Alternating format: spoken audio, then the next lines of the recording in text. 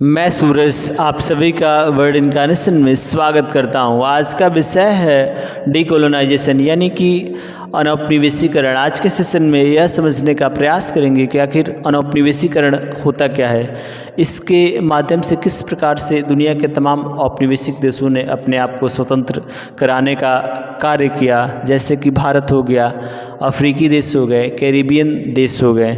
और जब इन राष्ट्रों ने अपने आप को स्वतंत्र राष्ट्र के रूप में स्थापित किया तो ये किस प्रकार की आर्थिक समस्याओं का सामना कर रहे थे और इन राष्ट्रों के पुनर्निर्माण के लिए किस प्रकार से वर्ल्ड बैंक और आईएमएफ ने मदद की। आज के सेशन में इन्हीं सब बिंदुओं पर चर्चा करेंगे। सबसे पहले बात करते हैं अनौपनिवेशीकरण। अनौपनिवेशीकरण की बात की जाए तो यह एक ऐसी प्रक्रिया है जिसमें अगर कोई देश दूसरे देश पर अपना शासन स्थापित करता है और दूसरे देश वाले अपने राष्ट्र को स्वतंत्र कराने के लिए तमाम तरीके के विद्रोह करते हैं, सैन्य विद्रोह करते हैं या लड़ते हैं या सत्याग्रह करते हैं और अपने राष्ट्र को आज़ाद करा लेते हैं, तो इस प्रकार की प्रक्रिया ही अनौपनिवेशीकरण की प्रक्रिया कहलाती है। जैसे कि एक समय भारत भी जो ब्रिटेन का उपनिवेश था और इस पर पूरी तरीके से जो ब्रिटिश गवर्नमेंट थी इसका आधिपत्य था, लेकिन यहाँ के लोगों ने तमाम तरीके के सत्याग्रह करके, आंदोलन करके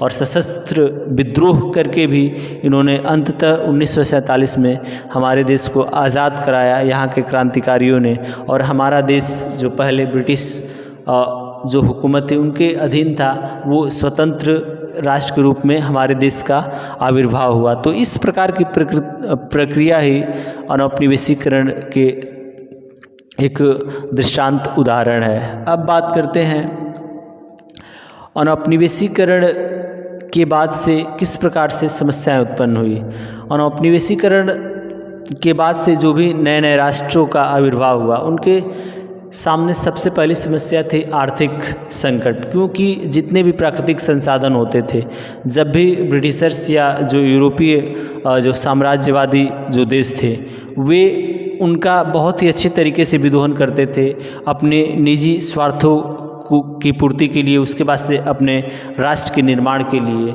इस प्रकार से जब भी कोई उपनिवेश स्वतंत्र होता था तो उसके लिए सबसे बड़ी समस्या आर्थिक समस्या होती थी और उसके लिए वे लोग बहुत जद्दोजहद करते थे। अब बात करते हैं आईएमएफ और विश्व बैंक।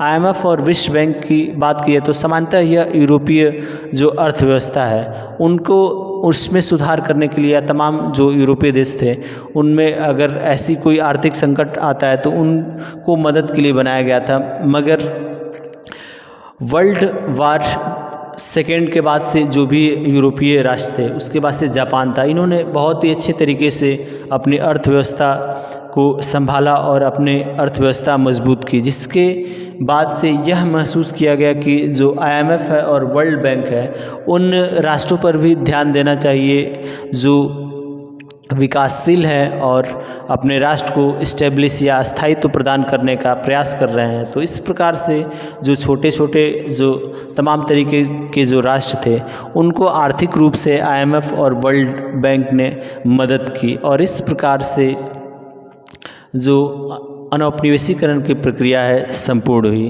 धन्यवाद।